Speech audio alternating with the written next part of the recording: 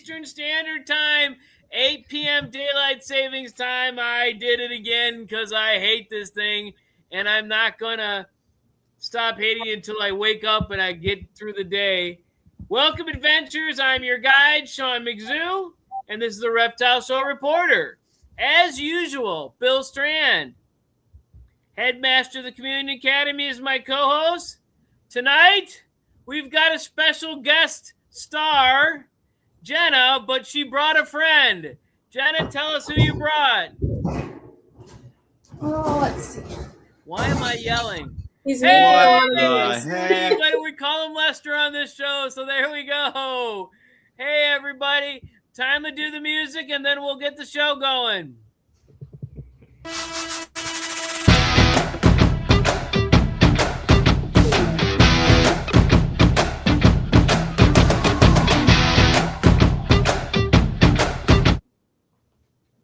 All right.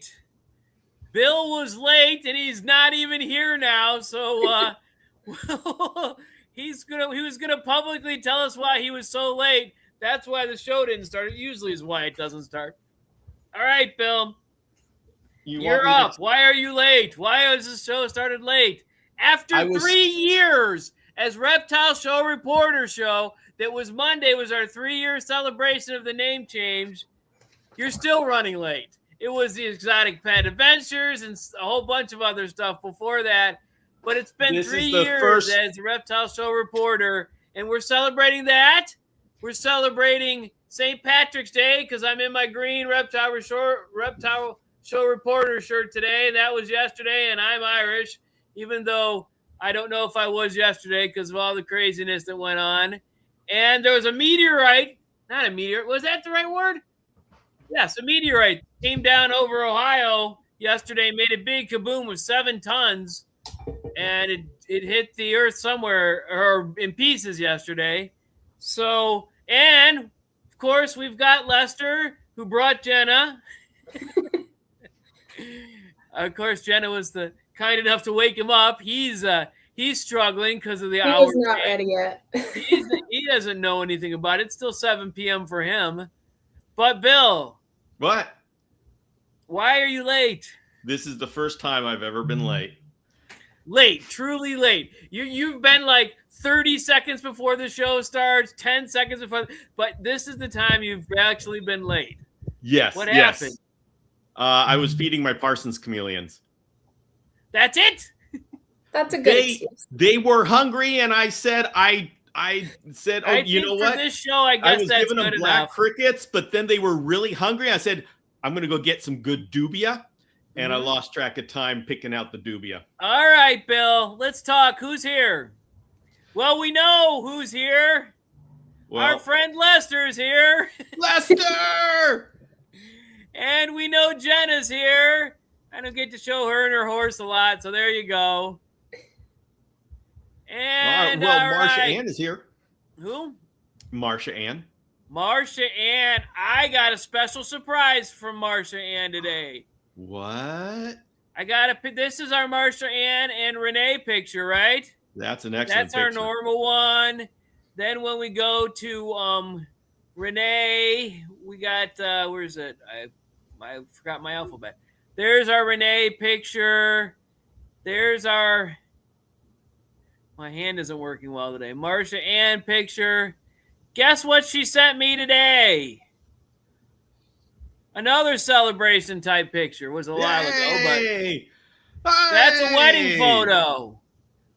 Well, is that recent? That's not recent, is it? It's not. I don't know when that is. I'm sure Marsha or Renee, if she's here, can tell us. But okay. Well, yeah, that's a great photo. I love it. All right. So we got that one at infinitum. So there you go. All right. And then, well, I got a question, and then we'll go on. Jenna, as far as Lester and how much affection does Lester need as a possum? Are they affectionate animals? He is, actually. You know, like, they're very social, like when they're babies, you know, like they all sit and ride on mom. Yeah. and then they kind of fall off, and then they go on their own. But I mean, look at him. Yeah, well, He's that's very clingy, wants to be with me. He's honestly behaves better than my cat and my dog do. yeah. It's just that was why the question, because at least what I know about possums is they have a family group as young ones, but as they grow older, Then they're more, kind of better on their own, and they're and so more solitary.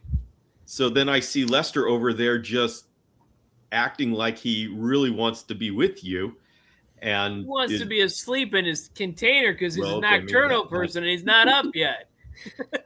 I have well, had him he's since he was more- a baby, so more affectionate than my Shibas.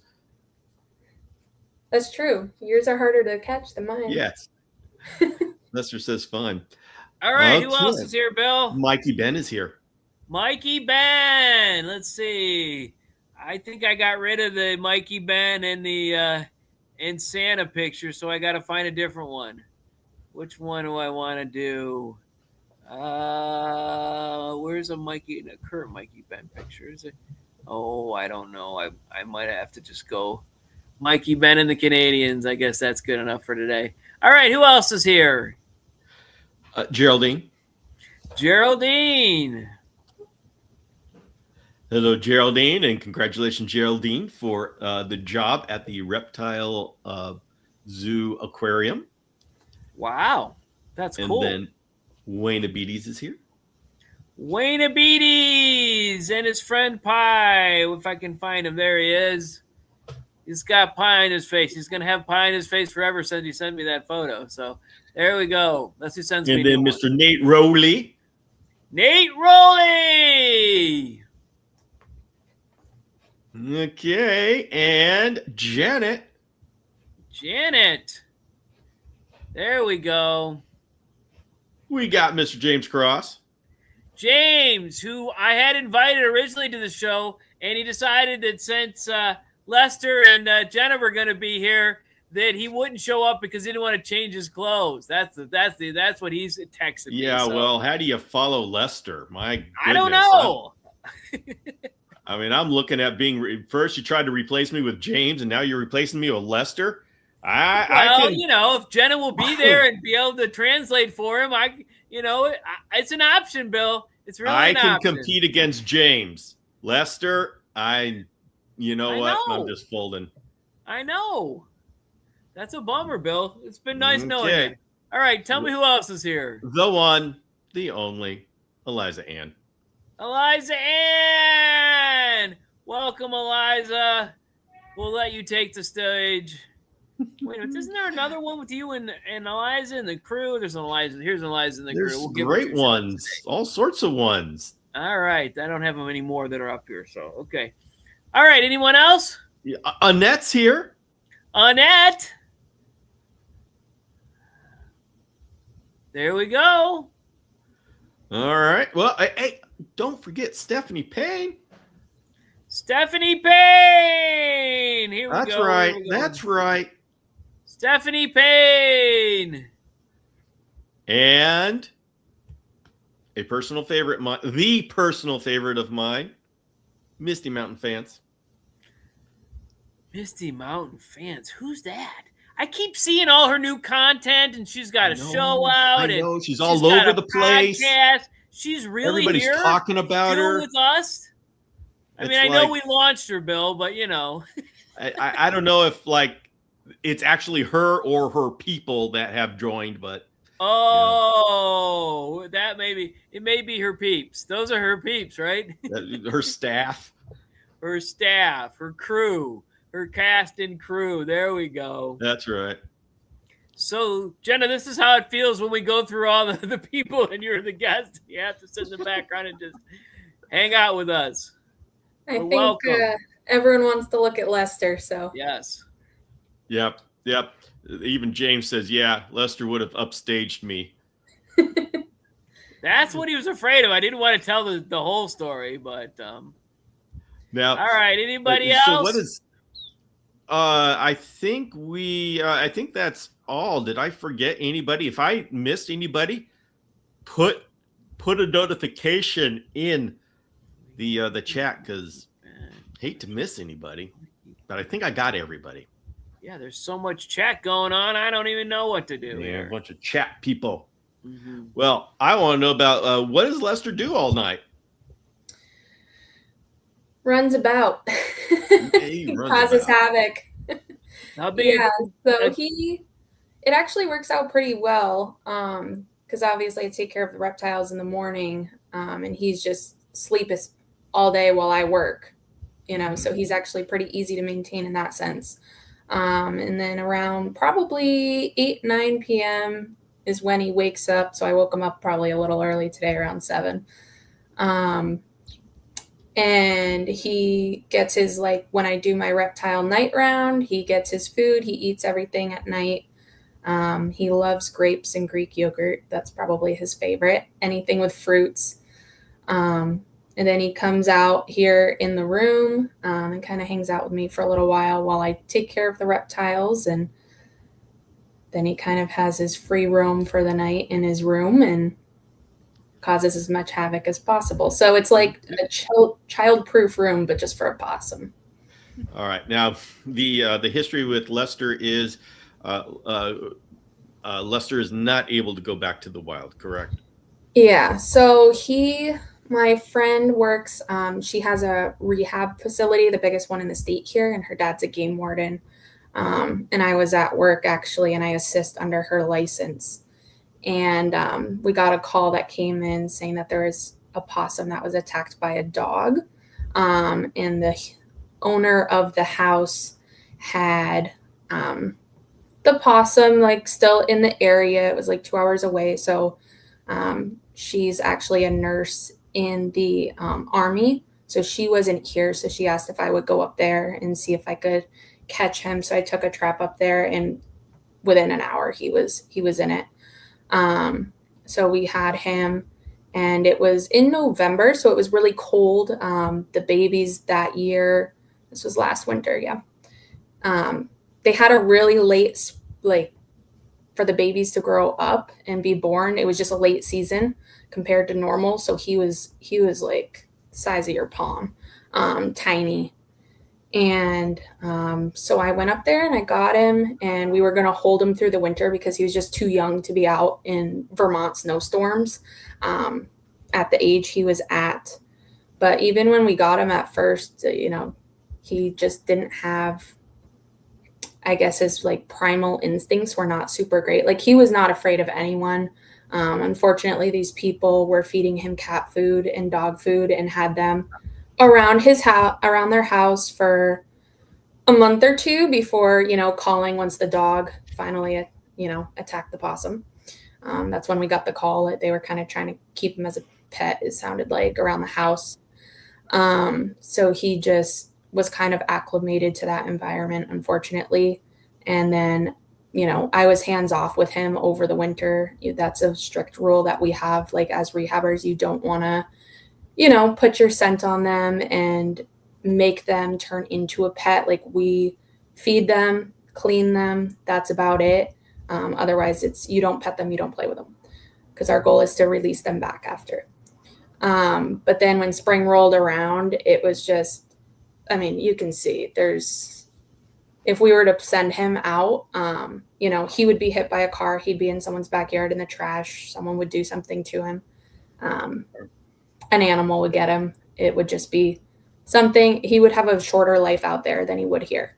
So we kind of use him as like an ambassador for people, education wise, things like that, because he is obviously super friendly.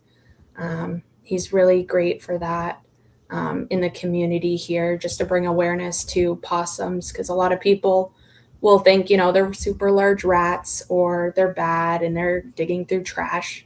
But we try to emphasize, they're here and they take care of the environment. The amount of ticks they eat, they're not rabies vectors. They can't carry rabies. So they're very sweet and they're very good for the environment. And that's something we just like to bring awareness to. All right. Sean, Two-Turtle Tom has come into the room. I know. I ignored him because he's our 4th tier host now. We've got... okay. All right. We've got somewhere in there you are. and then we've got Lester, and we've got James Cross, and then you and Two Turtle Tom. So you know what? I'm just doing my job. You do yours. You decide who's worthy and who is not. Mm-hmm. So, I mean, I have to admit that your text last night to send Jenna a link to be here today was the reason why Lester made it today. But still, Well, we had to get Lester on. Yes.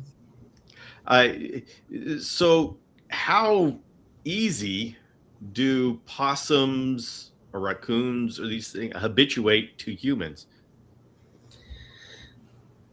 Pretty easily, depending on their situation and kind of at what age you get them.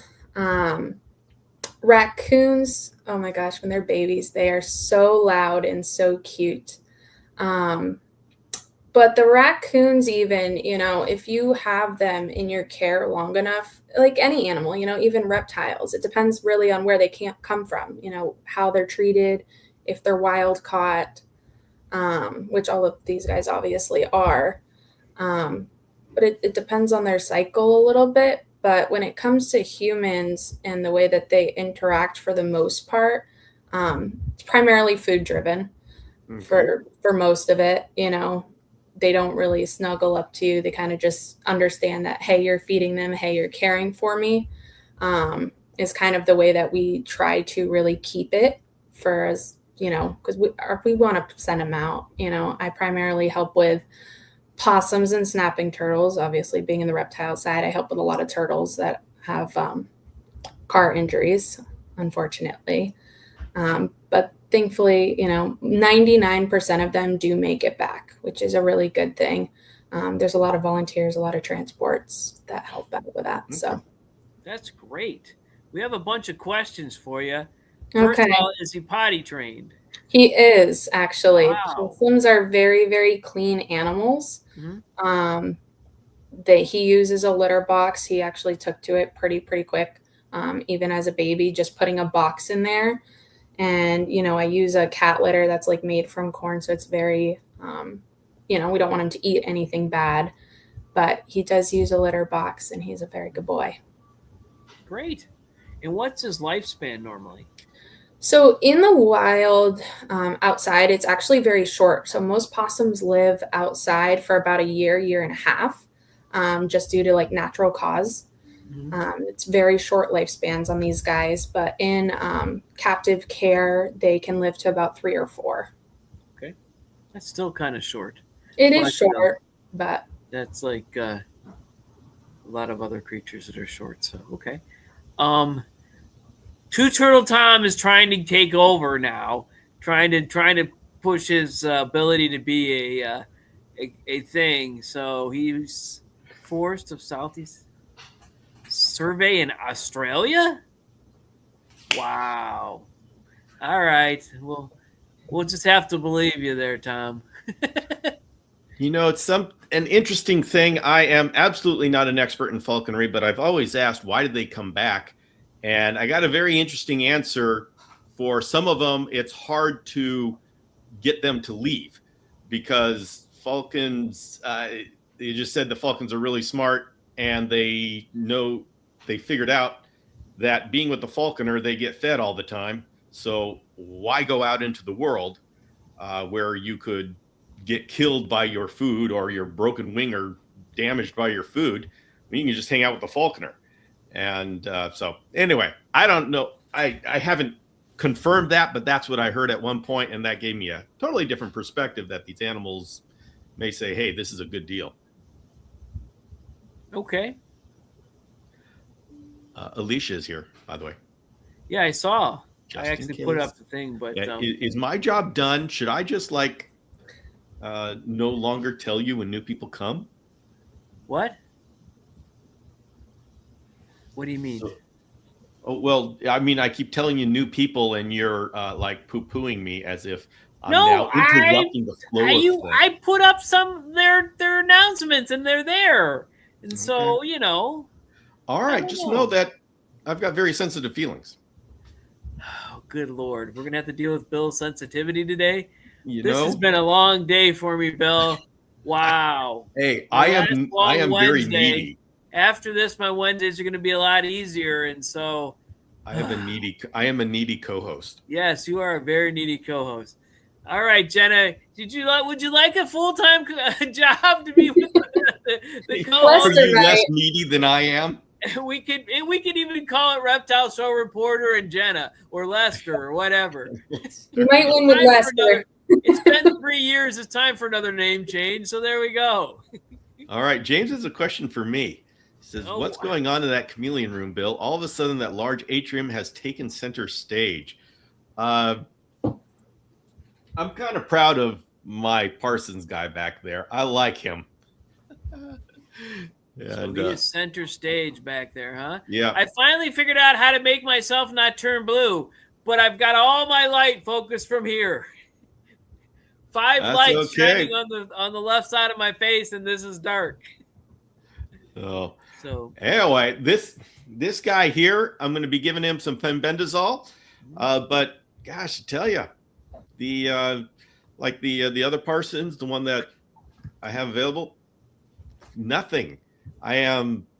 Sometimes I am surprised at how parasite free these guys are. So Jenna, what is the opossum's diet like? So he eats a lot of everything. He kind of really is a garbage disposal. Okay. He Greek yogurt, all kinds of fruit, strawberries, blueberries, grapes, bananas. He will eat all of it. Then obviously there's like the meat-based side of him. Like he'll eat sardines, beef, really anything. We try to make sure that his diet is rotated very much. Possums are actually known to get MBD. Like calcium deficiencies are actually very common in possums. So he does actually get a calcium supplement as well, kind of with the reptiles. So he kind of just fits in pretty well here. That's great. But he eats everything. He'll eat anything that he can get his hands on.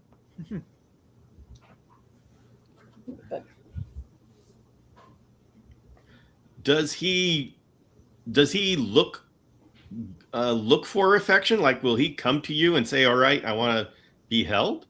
He will.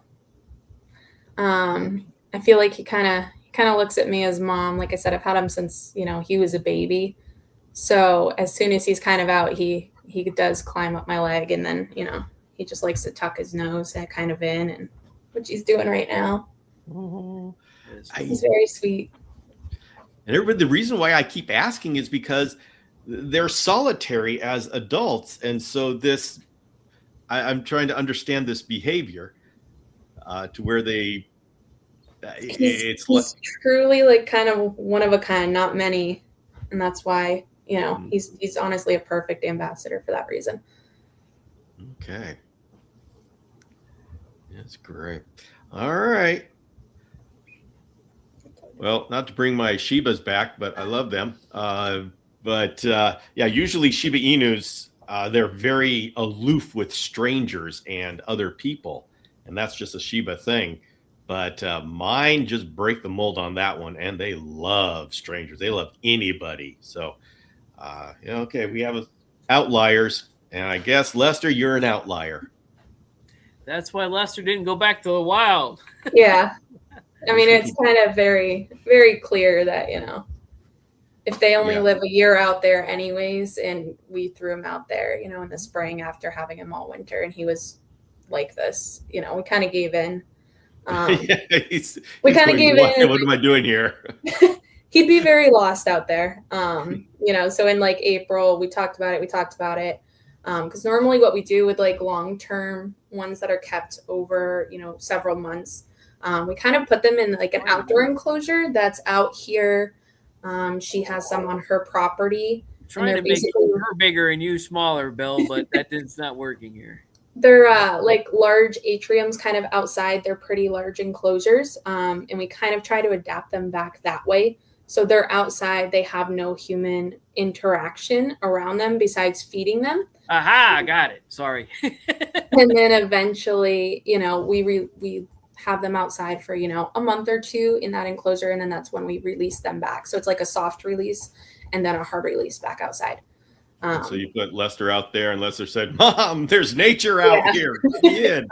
Pretty much. He was not having it. It was not for him, unfortunately. And then they asked me if I wanted to keep him and kind of hang on to him because my friend's still in the Army. And now he kind of has his home here. So Two Turtle Tom is asking, do they make noise? He does. He makes all kinds of sounds. Sometimes he has like little growling sounds. He does snore when he sleeps. He's very cute in that regard, but yeah, he's definitely loud as far as when he's moving around. He has cute little squeaks too. Sometimes he has a little whistle. So Mikey Ben is asking, does he shed? He does not shed. That's good. All right, let's work. And Eliza is asking, what got you into this work? My friend did. She would show me all kinds of pictures of birds. She's primarily sounds like somebody I know with chameleons, but okay. She primarily loves birds. She will do raptors, songbirds, things along those lines, as well as she doesn't really deal with rabies. There's someone else that's, licensed in the rabies field that I also work with. So there's two of them. But she takes care of the possums and the reptiles, and kind of the snapping turtles was the first thing that, she was a long-term friend of mine and she was like, hey, can you help me with these turtles? So I started helping with the turtles, and every time I would just go to their property and I saw these possums, I was like, oh my gosh, they are the cutest thing ever. So then I told her I was willing to help her with the possums kind of from there on out, along with the turtles. So James, who is afraid to be outdone by you, is asking, saying that your cages are cool, and what do you have in them? So in this one right behind me, there's a frilled dragon, which I don't think you can see with the fog it's going on, but she's right up there. This one has a lychee gecko. Mm-hmm. The other small one has a tokay, and then I have a green tree monitor over in this one. Wow. That's a great assortment. What kind of frilled dragon is it? New Guinea. New Guinea? Okay. Mm-hmm. Then I understand they need a little bit more humidity than the Australian ones. Yeah. I have an Australian one over here, but yeah. Via an Australian one I got him at Tinley, but it supposedly came from Europe, so I don't know if that's true or not, but he's ginormous. But this one's still growing.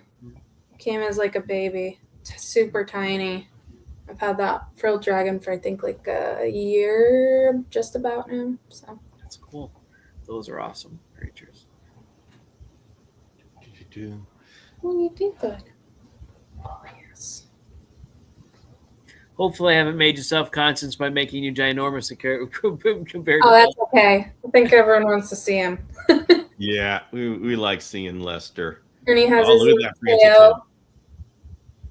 Here we go. He's very sweet with his tail. He grabs right on. He's very much like a Parsons, kind of in a way. Like if you were to put a Parsons into a mammal or marsupial, it's kind of what you'd get. Now, how comfortable is he hanging from the tail? Very. He So will hang from the tail. Pick him up by his tail and he'd be fine?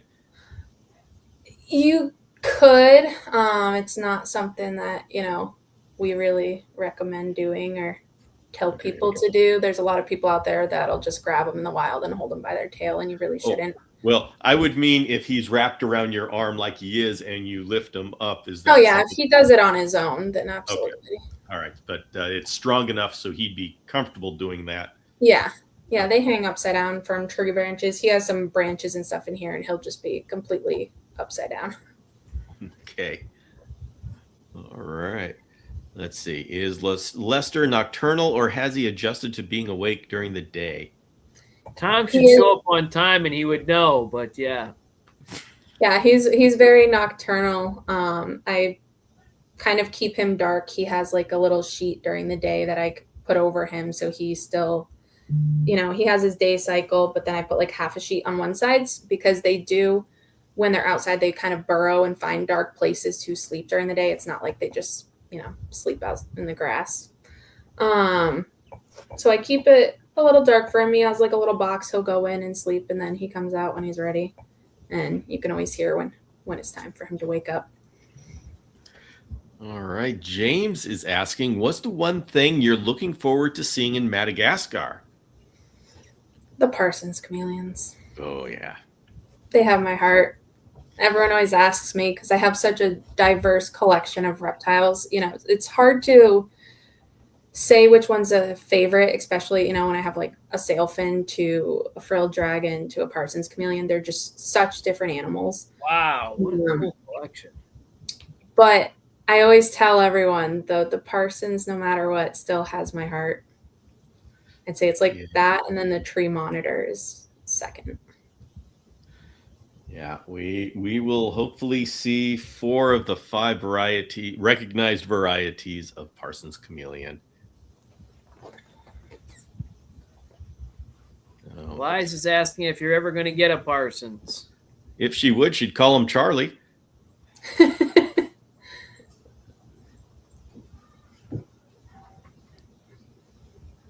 Yes. I mean, I guess the answer is yes. She actually has a Parsons. Yes. We do have one. Had Had him for I think almost 2 years now. Wow. Yes. Okay. And I know because I am currently doing a Parsons check and a census, a Parsons census, and everybody's sending me their Parsons. A Parsons census. I'm doing a census. Everybody, report your Parsons. Mm-hmm. Report your Parsons.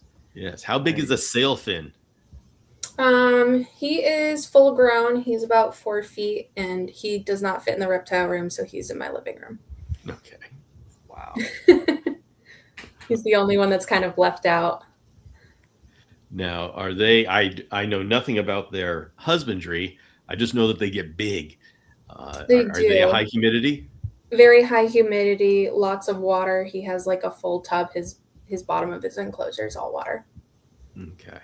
And then he basically jumps down from his branches that he has, goes swimming.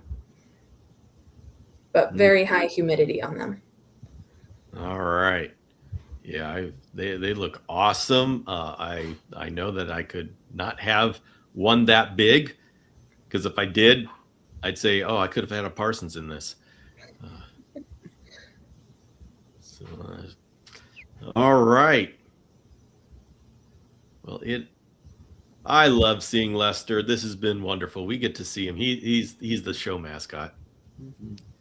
He is. Look at that guy. Now, is their fur coarse? That's what I always imagine. What would I say? He is similar to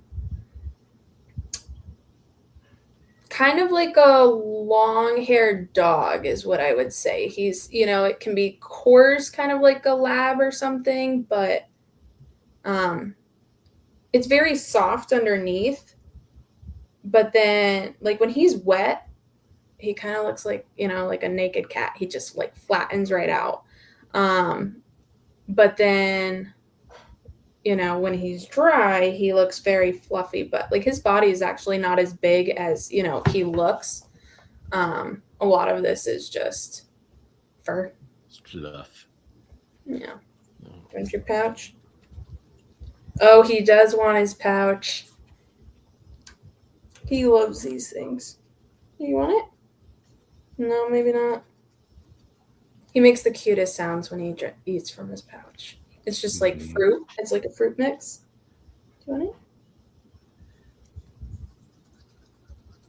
want it? Can you hear it? Unfortunately, I don't. Can you, Bill? No. All right. Oh, he's so loud when he eats. Mikey Ben wants to know how he bathes. He doesn't love it at first, but I do put him in the bathtub, and he gets a good wash. He does shed the skin on his tail, so I actually have to scrub it with a small toothbrush and make sure that his tail is in good shape. Usually that's the first thing you can tell about possums. that are kept in captivity is you can tell their health by their tail. Like some people, it's very common to see overweight possums, and they kind of get like a ring on their tail, and it's like it's just excess fat that builds up, and they get these bands on their tail. But they should be very smooth like this. He has no rings, and he's at a very good weight. The other thing you can tell is, in their eyes, a lot of times they'll get like extra white in around their eyes. But it just looks like something that should come out of Australia. I mean, I know I have several in my backyard and one that always flops off my roof.